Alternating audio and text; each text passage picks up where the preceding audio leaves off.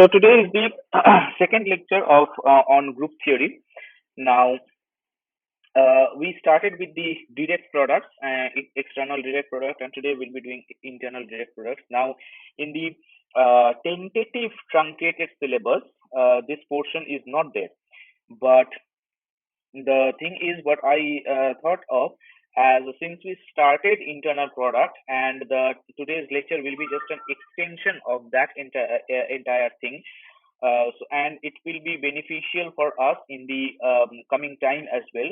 So as we know that there are two main things in this unit: properties of external direct product, the group of units modulo n as an external direct product, internal direct products, fundamental theorem of finite abelian groups. So what we will do, the internal direct, external direct product and internal direct product, they are actually related very much. So we will finish this much portion, and maybe in the next class we'll do this example of units modulo n, group of units modulo n as an external direct product. Then we will leave this portion, fundamental theorem for finite abelian groups, for the time being, and we'll move to the next unit, this group actions. So in this way we will be able to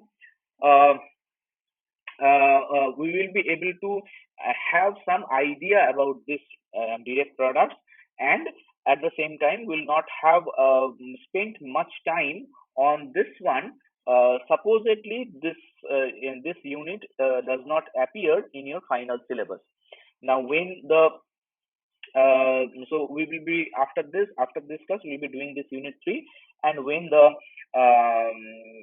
decision about your syllabus is finalized, then we can continue with unit 2 or unit 3, that depends on that time.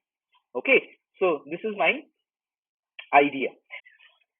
So in the discussion of external direct products of groups, we realized that the group R2 plus serves as an example of the same.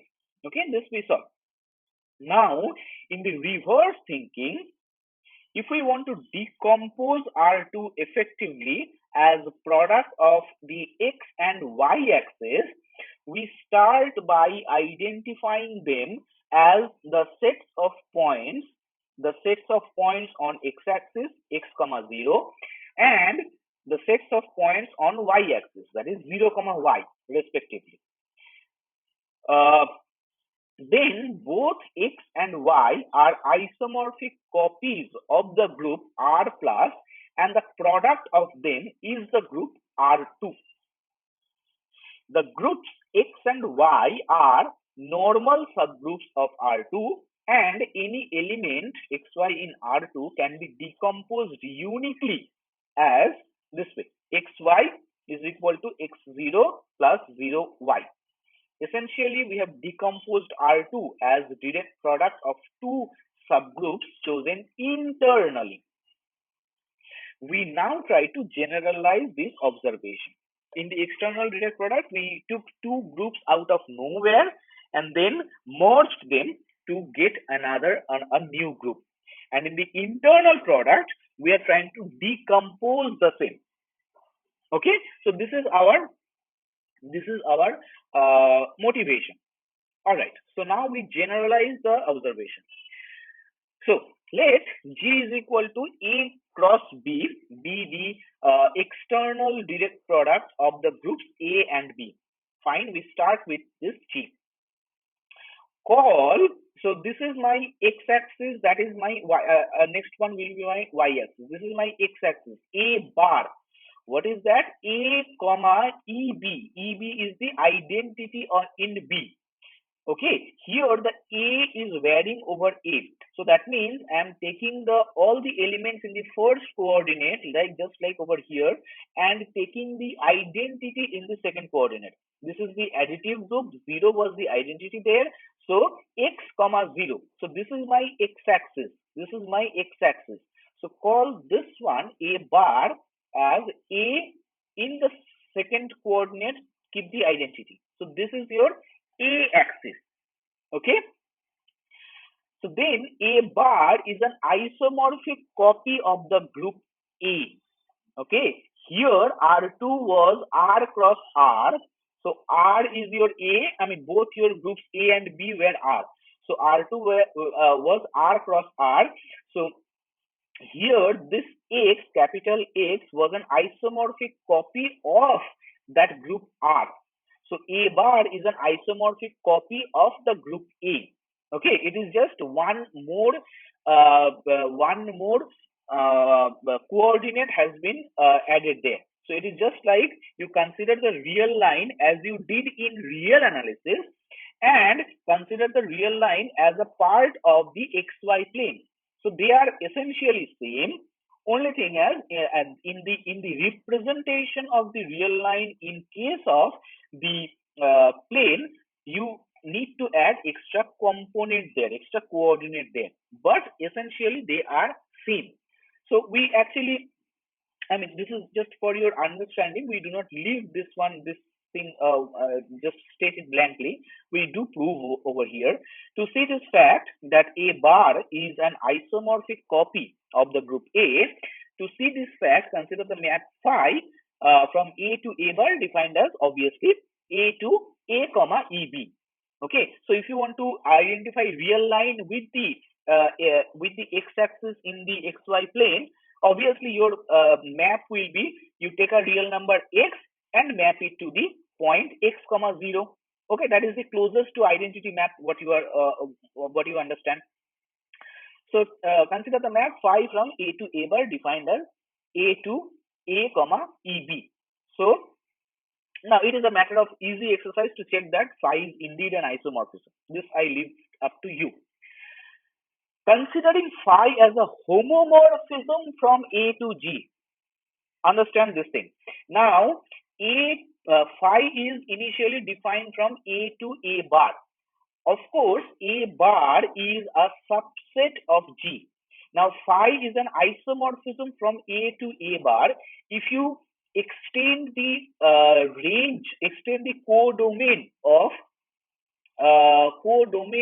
this one of the isomorphism, this will no longer remain onto map, so it loses the bijectivity property. It loses as an isomorphism, but it still keeps the algebraic structure same. So the algebraic structure of A and algebraic structure of phi of A will be same.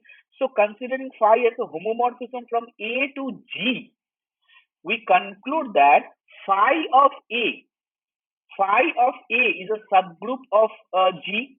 That was one of the very first theorems in the homomorphism chapter, that kernel of a homomorphism is a subgroup of the domain group, and image of an homomorphism is a subgroup of the codomain group. So image of phi over here is A bar. That is how it is defined, because phi is an isomorphism over here. So image of phi is A bar. So A bar will be a subgroup of G. So this A bar is a subgroup of A cross B. Similarly, over here, this x-axis is a subgroup of the entire R2 with respect to plus, with respect to component-wise addition. Keep that in mind. Now, but we have more. A is actually not A, sorry, A bar. This is a printing mistake, typing mistake. A bar is actually a normal subgroup of G. Okay, here x-axis is a normal subgroup of G. For any element, we are proving it here that A bar is a normal subgroup of G. For any element, A1, B1 in G and A comma 0 in A bar. Okay, so we have this one. N is normal in G, if and only if for all element G from G, capital G, and N from capital N, G inverse belongs to capital N as well. That A1, B1 is any element from G. A comma 0 is any element from A bar. Then if A1, B1, this is my G, this is my N, this is my this will not be 0, this will be EB, of course. This is my G, this is my N, and this is my G inverse. So G, N, G inverse, I want to show this entire thing belongs to A bar. Okay, so A1 B1 times A comma EB times A1 B1 whole inverse. So what is this times? What is this product? This is component wise multiplication as in G. So A1 B1 fine, A comma EB is fine. This is A1 of so many typos. A1 to the power A1 inverse B1 inverse. That was the definition, the inverse element of any element there. A1 B1 whole inverse is A1 inverse B1 inverse. Now this one, after component wise multiplication, you have A1 times A times A1 inverse. A1 times A times A1 inverse, and B1 times EB times B1 inverse.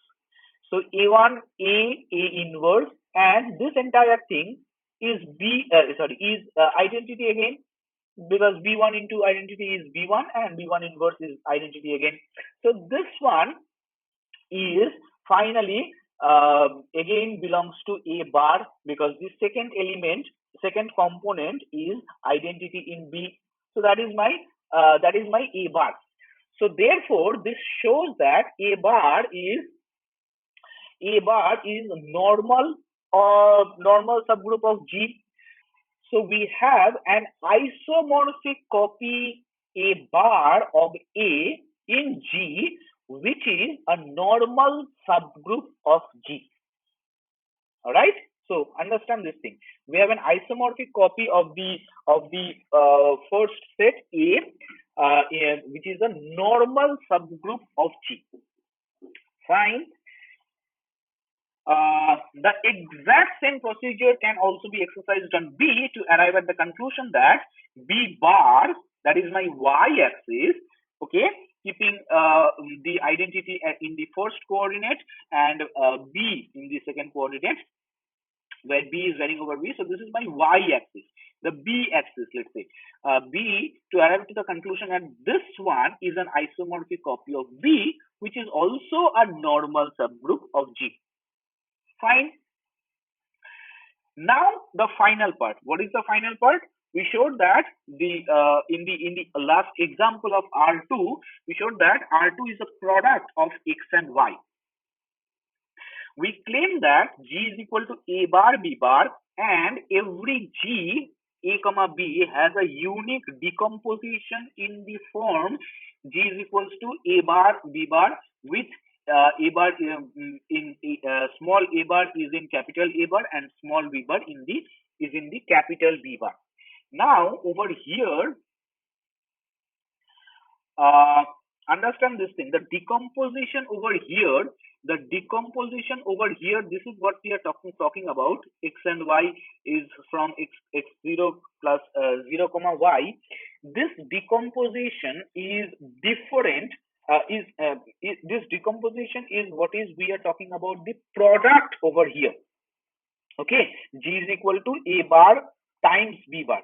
This is the product we are talking about. This product is different from the Cartesian product of R and R to get the group R2.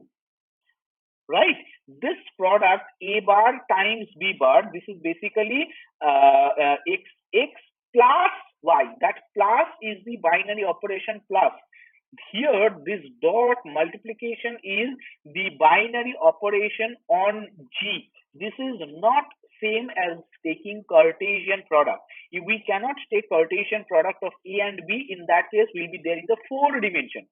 A is A comma 0, B is 0 comma B. So if we take Cartesian product of A and B, we'll be having in the 4 dimension, and that is not where G is.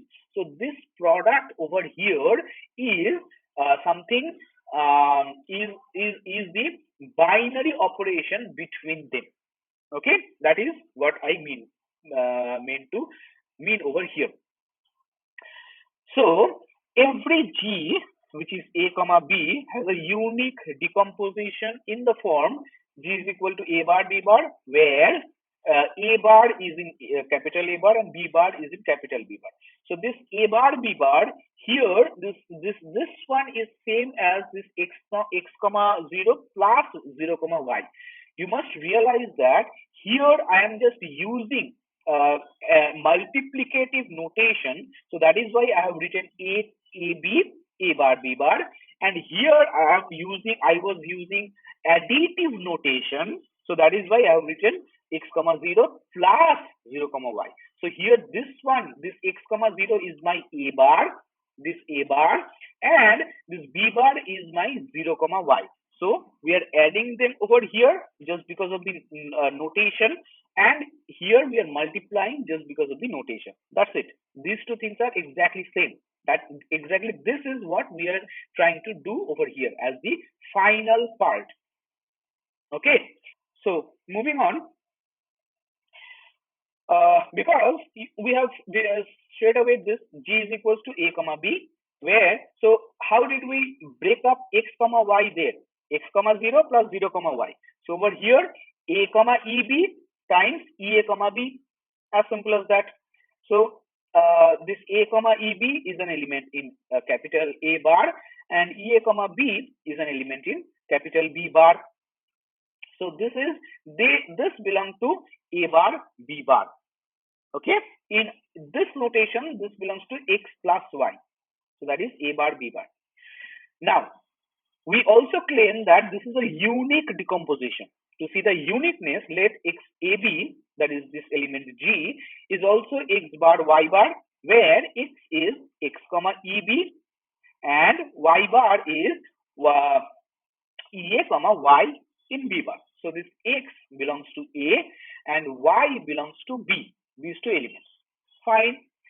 Then a comma b is equals to x bar y bar by our assumption, that is x comma eb and ea comma y, that is x comma y.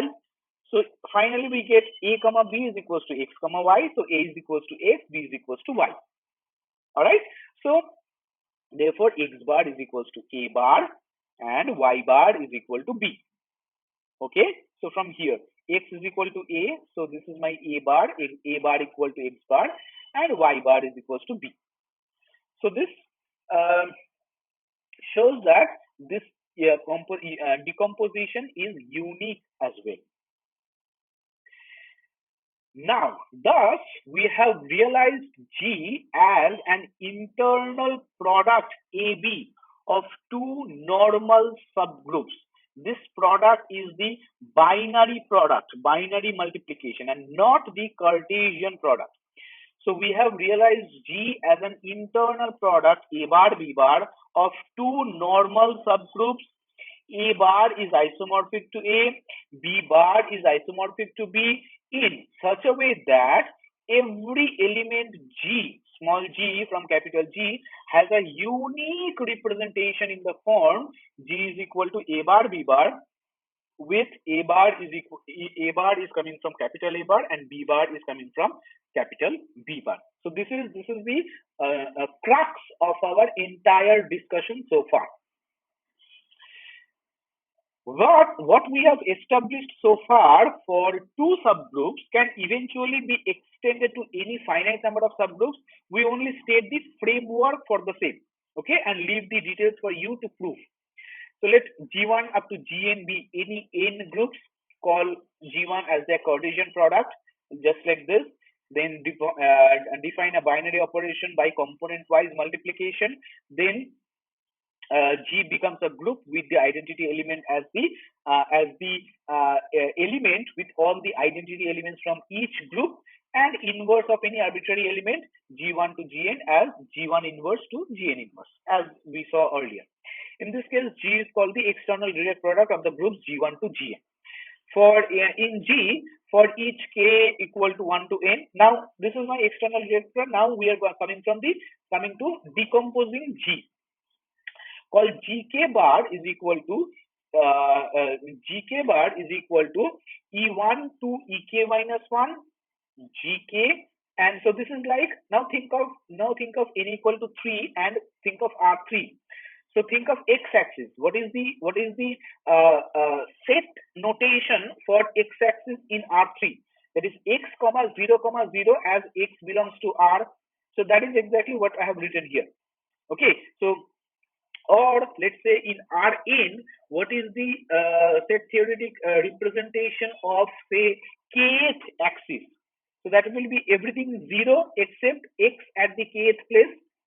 Okay, so E1, E2 up to Ek minus 1, everything zero, x at the kth place, and everything else is zero. So if Gk is varying over capital Gk.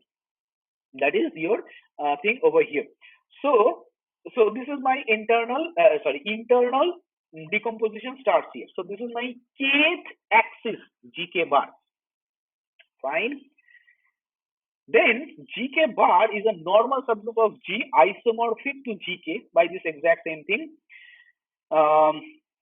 Moreover, G is equal to G1 bar, G2 bar up to Gn bar. This product is again in the internal binary composition, that product, and every element small g and capital G has a unique decomposition in terms of elements from each of these normal subgroups. Okay. So the meticulous verifications of these facts are left for the students, for you. Motivated from our above discussion, let us agree to define the internal direct product now. Let G be a group and N1, N2 up to N small n are normal subgroups of G such that G is the internal product of all of them, and every element small g can uniquely be written as G is equals to M1, M2 up to N, where every element, this kth element N, is coming from capital Nk.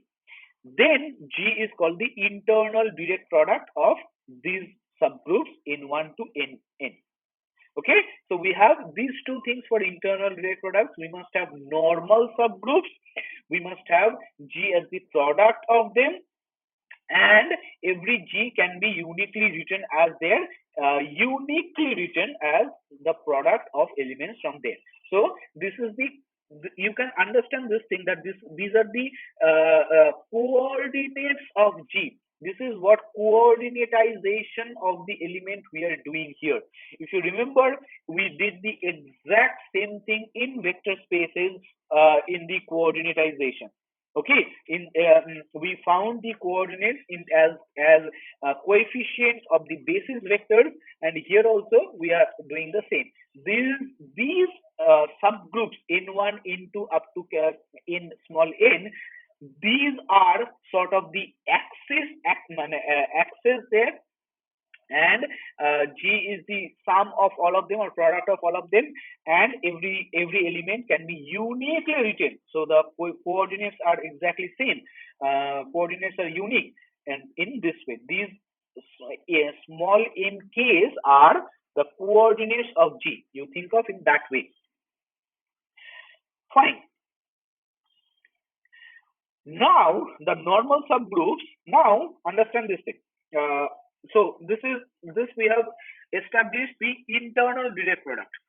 Now we are trying to find the relation between external direct product and internal direct product.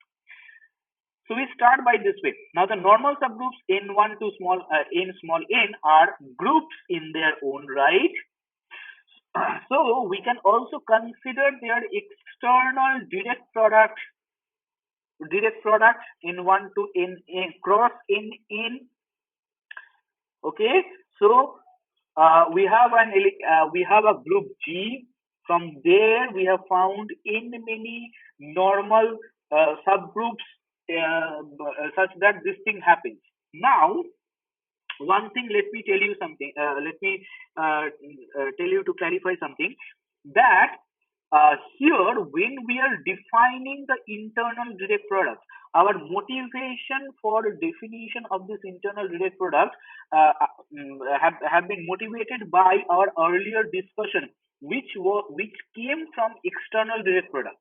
But understand this thing, when we are defining the internal direct product, we are not writing G as product of groups, as Cartesian product of groups. No, this G is any group. We do not write the elements of G as A, B. but simple G. Okay, so there are no different components in the elements in G here as we define the internal direct product. Okay, so now this multiplication, this product over here, internal binary product. Now, so when we take these normal subgroups and consider them groups and take their Cartesian product, then they are supposed to make something different from G, because G does not have components, whereas this T has. All right. So now, if we are doing this, then it will not be, at this point, it will not be an outlandish thinking to suspect that T is something isomorphic to G. Okay, so this internal multiplication over here, and here we are having an external multiplication. External multiplication here, all the NKs, all these N1, N2 up to Nn, they have the same binary operation that is coming from G. So on T, N1 cross N2 up to Nn, we are considering the same binary operation in each of the components. Now, this external direct product, we suspect that it will be an outland. It will not be an outlandish thinking to suspect that T is isomorphic to G. You all have seen the example of Klein's 4 group, right? Non-cyclic group of order 4, and also you have Z2 cross Z2.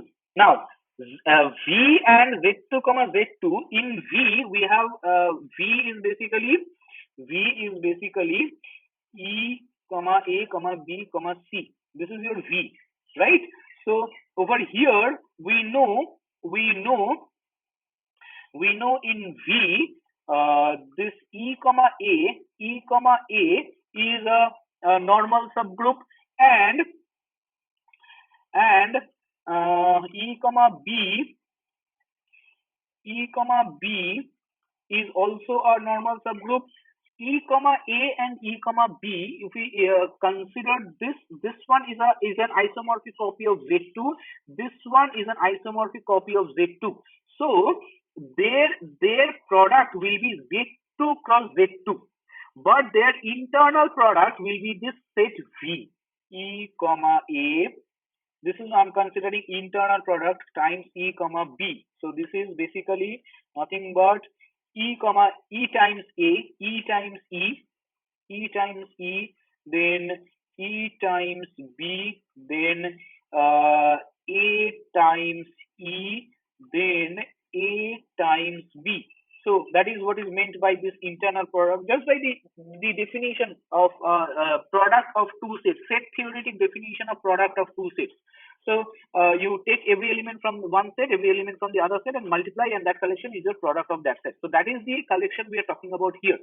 So this one is simply, you see, E times E is E, no doubt about that. E times B is B, no doubt about that. A times E is A, and A times B is C. Okay, so this is your internal product of all of them. Okay, so this is your internal product. And now, what do you mean by this one? What do you mean by this one? Let me copy this, paste it here, and times. This is E comma E, then E comma B, then A comma E, then A comma B. So this one is based nothing but Z2 cross Z2. Okay, so this one is same as this set 0 comma 0, 0 comma 0, then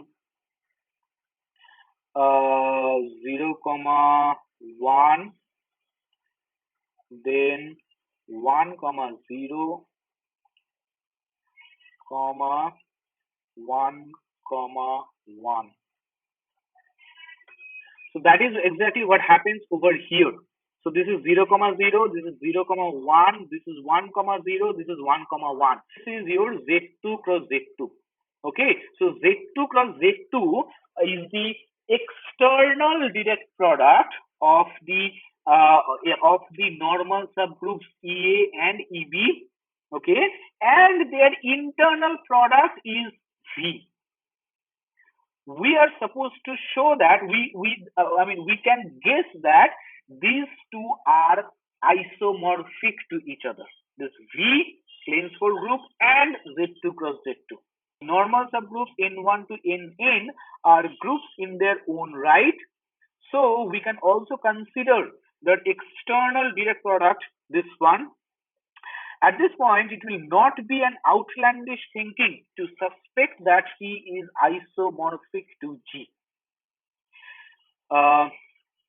We aim to establish that now. Now, what will happen? Why do we want to establish that? This way, we can abolish the prefixes external and internal before the phrase direct product and call it simply direct product. No internal direct product, no external direct product. This one says this N1 to Nn.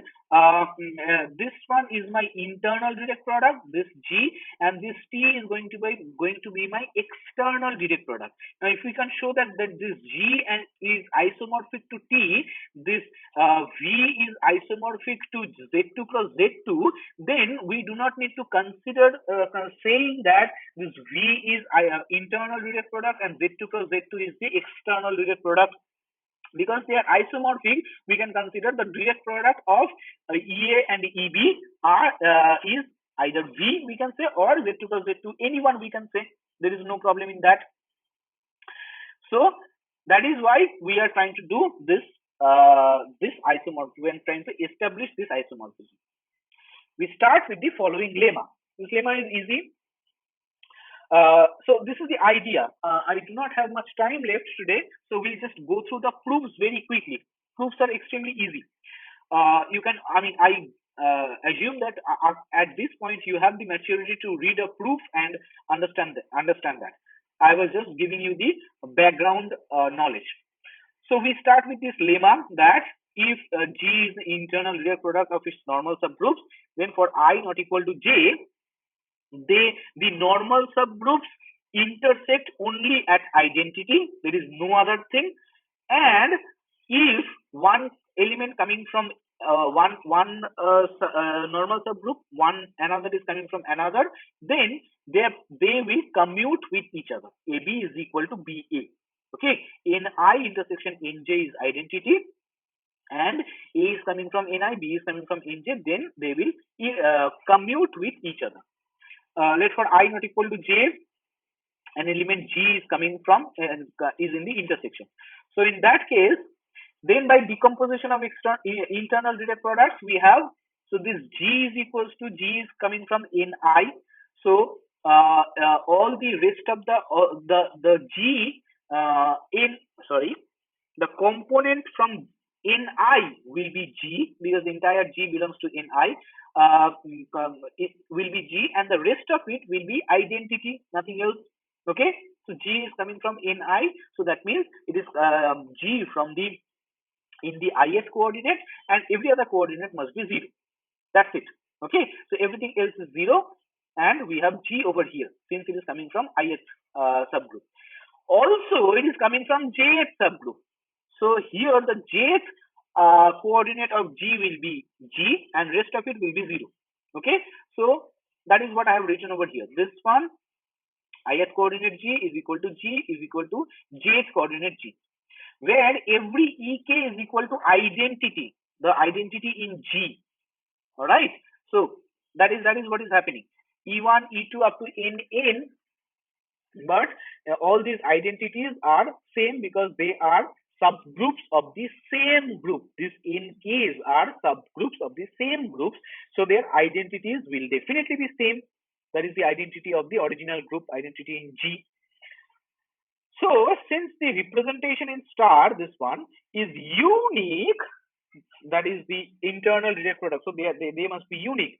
We must have ith coordinate is equal to identity here, jth coordinate is identity here. So G is equal to EI and equal to EJ, and that is the identity of G. For the second part, that is they commute, choose elements A from Ni and B from Nj arbitrary. Fine. Since Ni is normal in G, the element B inverse is in Ni. Again, this one, this one, B inverse belongs to Ni. Ni is normal in G. You can only for all A in Ni. Sorry, for all. So for your for all B in G and A in Ni, B inverse belongs to Ni. So therefore, this one over here, B inverse belongs to Ni.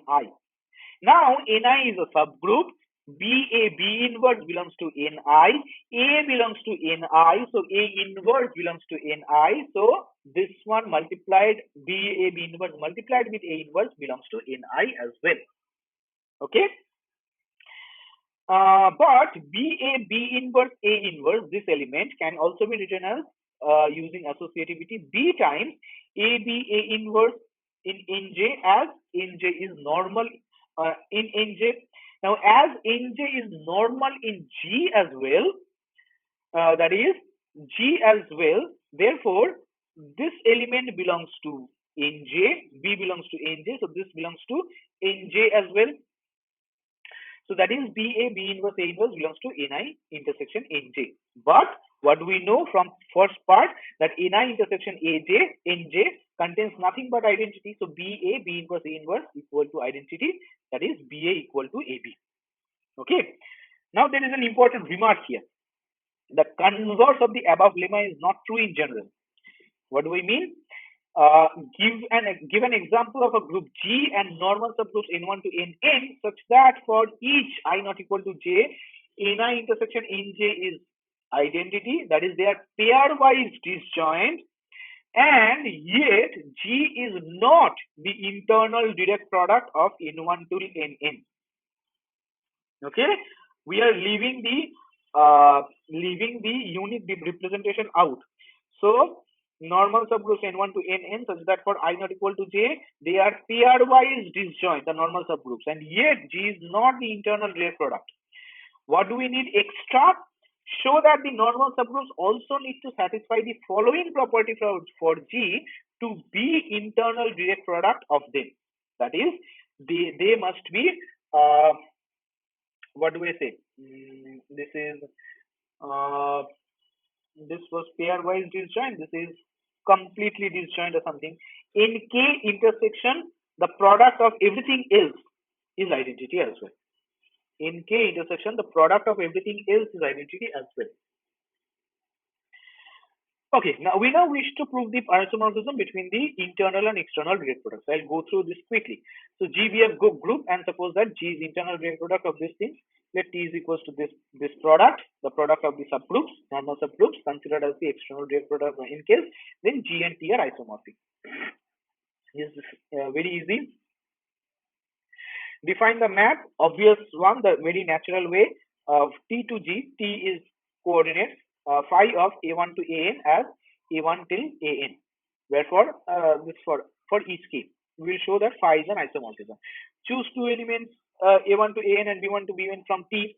Then phi of A1 to AN equal to phi of A1 to AN equal to phi of B1 to BN implies A1 to AN equal to B1 to BN, and that is equals to G, say. Then, since unit G can be represented uniquely as the product, so A1 equal to B1, A2 equal to B2, and we can conclude that for every K, AK equal to BK. Therefore, the element A1 to AN is equal to B1 to BN as well. So that is phi is injective. Now for phi onto, take any arbitrary G from small g from capital G. G can be decomposed into this one. Then this G1 to Gn can be the element in T, and so that shows that phi is onto. Finally, to see phi is a homomorphism, choose elements, two elements, A1 to, so many typing mistakes, A1 to AN and B1 to BN from T arbitrary.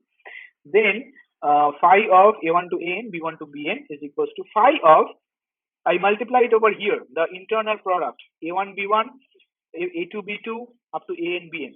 So then A1, B1, A2, B2, up to AN, BN. So this one, by the last lemma, we can rearrange this one, this B1, A2, we can rearrange as A2, B1. So then B2 after with A3 we can rearrange as A3 B2. Then B1 with A3 we can rearrange to A3 B1. So we can rearrange everything A1 B1 A2 B2 everything as as A1 A2 up to AN and B1 B2 up to BN. That is A1 A2 up to AN. This everything multiplied with B1 B2 up to BN, because the elements from the different normal subgroups commute with each other. So that is the case. That's it. This is my phi A1 A2 and this is my phi B1 B2. Okay, so this shows that phi is homomorphism, and here we have shown phi is a bijection. So therefore phi is isomorphism, and hence the proof